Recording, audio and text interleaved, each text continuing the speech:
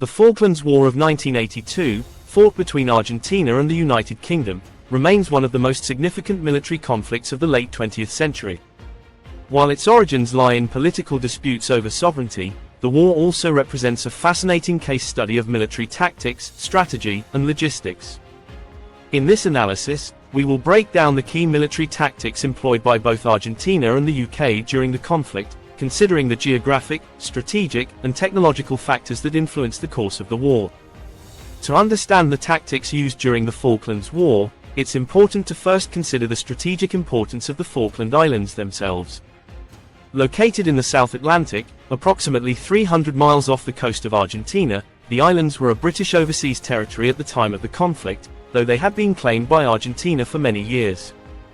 For Argentina, the Falklands, or Las Malvinas, represented a symbol of national pride and territorial integrity, and the military junta that ruled Argentina in 1982 saw an opportunity to assert this claim through force. For the United Kingdom, the islands were of less immediate practical importance. However, their sovereignty over the Falklands was a matter of national prestige and international law. The UK also had to maintain its global influence and uphold the principle that aggression would not succeed in altering the status quo of territories under its protection. From a military perspective, the Falklands posed unique challenges due to their remote location and inhospitable terrain. Any military operation would need to consider the logistical difficulties of operating in such an isolated region, with both naval and air power playing crucial roles in the conflict. On April 2, 1982, Argentina launched Operation Rosario, the invasion of the Falkland Islands. Argentina's tactical objectives were relatively straightforward: occupy the islands quickly and establish control before the UK could respond. The Argentine military leadership believed that a swift occupation would create a fait accompli, forcing Britain to negotiate from a position of weakness or to accept Argentine control as inevitable. The Argentine invasion was spearheaded by amphibious landings and special forces units. These initial operations were well coordinated and took the British defenders, a small garrison of Royal Marines, by surprise. Argentine forces established a beachhead near the capital, Stanley, known as Puerto Argentino, in Argentina, and quickly overran the British defenses. In terms of tactical success, Argentina's invasion was a short-term victory. They achieved their immediate goal of capturing the islands with minimal casualties and without provoking a significant military response from the UK in the first days. However, their long-term strategic thinking was flawed.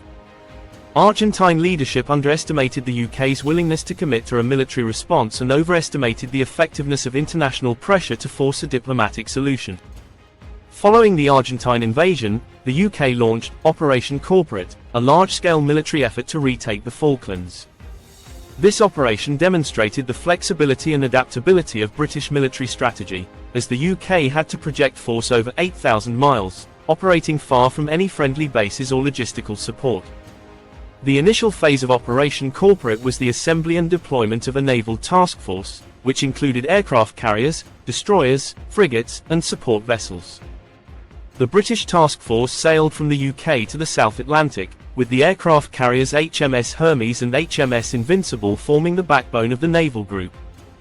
These carriers would play a crucial role in the air war that followed, as they provided the British with a limited but effective air power capability.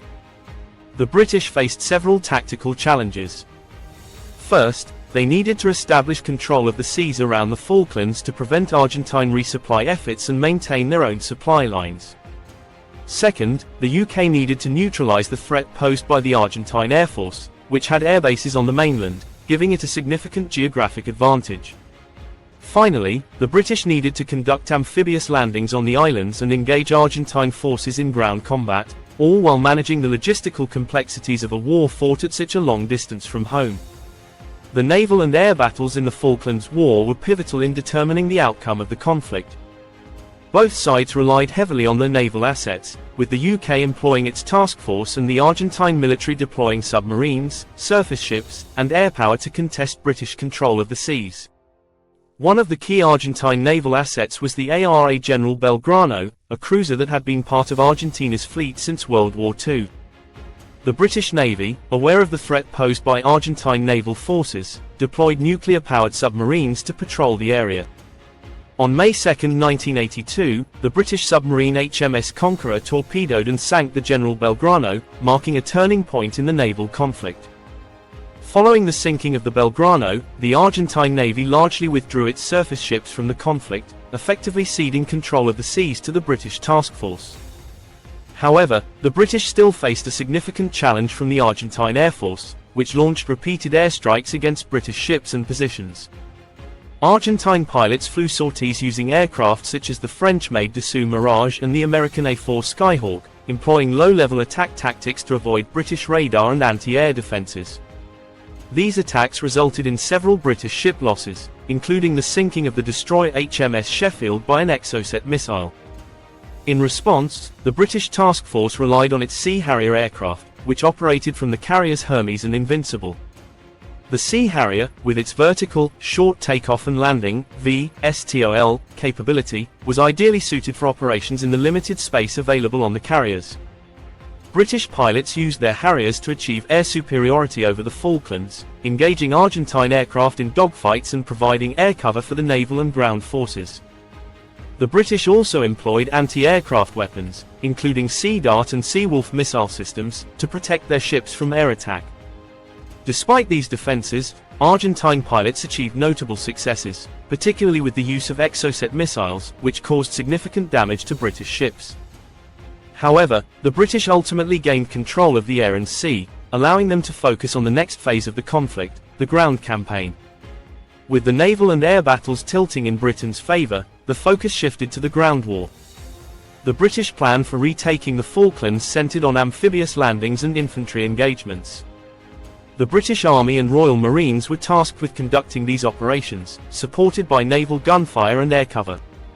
The British forces landed at San Carlos Bay on East Falkland on May 21, 1982. This location was chosen because it was relatively sheltered from Argentine air attacks and provided a suitable base for launching further operations. The landings, known as Operation Sutton, were a critical moment in the campaign. Argentine forces attempted to disrupt the landings with airstrikes, but British air defences and naval gunfire limited the damage. Once the British established a beachhead, they began advancing across East Falkland towards Stanley, where the bulk of the Argentine forces were entrenched. The British infantry employed classic fire and maneuver tactics, using artillery and naval gunfire to suppress Argentine positions before advancing.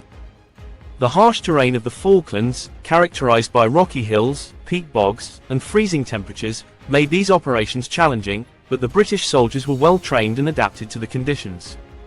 One of the key battles of the ground war was the Battle of Goose Green, fought on May 28–29, 1982. British forces, led by the 2nd Battalion, Parachute Regiment, 2 Para, engaged a larger Argentine force at Goose Green. The British employed aggressive infantry tactics, using small unit maneuvers and close combat to overcome the Argentine defenders. Despite being outnumbered, the British forces won a decisive victory, capturing the Argentine position and taking over 1,000 prisoners. As British forces advanced towards Stanley, they encountered strong Argentine defences in the hills surrounding the capital. The battles for Mount Longdon, Wireless Ridge, and Mount Tumbledown were some of the fiercest of the war, with both sides suffering significant casualties.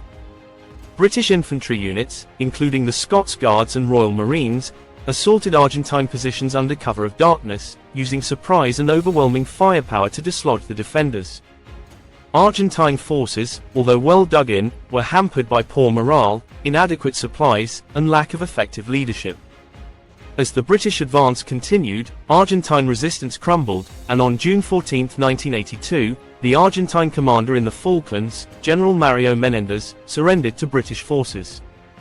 This marked the end of the conflict, with the British successfully retaking the islands. The Falklands War provides numerous lessons in modern military tactics and strategy. From the British perspective, the war demonstrated the importance of flexibility, adaptability, and logistical planning in a conflict fought far from home. The British task force had to operate in a hostile environment, with limited resources and without the support of nearby bases. Despite these challenges, they were able to achieve their objectives through a combination of naval, air, and ground power. The use of aircraft carriers and the Sea Harrier was a key factor in Britain's success. The ability to project air power from the carriers allowed the British to contest Argentine air superiority and protect their naval assets. The Sea Harriers' performance in dogfights against Argentine aircraft was particularly impressive, with British pilots achieving a high kill-to-loss ratio. Another crucial aspect of the British victory was their mastery of amphibious operations. The landings at San Carlos Bay were a textbook example of how to conduct amphibious assaults in the face of enemy air attacks. The use of naval gunfire to support infantry advances, combined with the careful selection of landing sites, allowed the British to establish a foothold on the islands and gradually wear down the Argentine defenders. From the Argentine perspective, the war highlighted the importance of strategic planning and leadership. Although Argentina's initial invasion was successful, their inability to maintain control of the seas and air severely limited their ability to defend the islands. The Argentine Air Force performed well, achieving some notable successes against British ships, but they were ultimately unable to prevent the British from achieving air superiority. On the ground, Argentine forces were often poorly led and lacked the supplies and morale needed to mount an effective defense. In conclusion, the Falklands War was a conflict shaped by geography, logistics, and the tactical decisions made by both sides. The British victory was the result of careful planning, effective use of naval and air assets, and the skill and determination of the ground forces.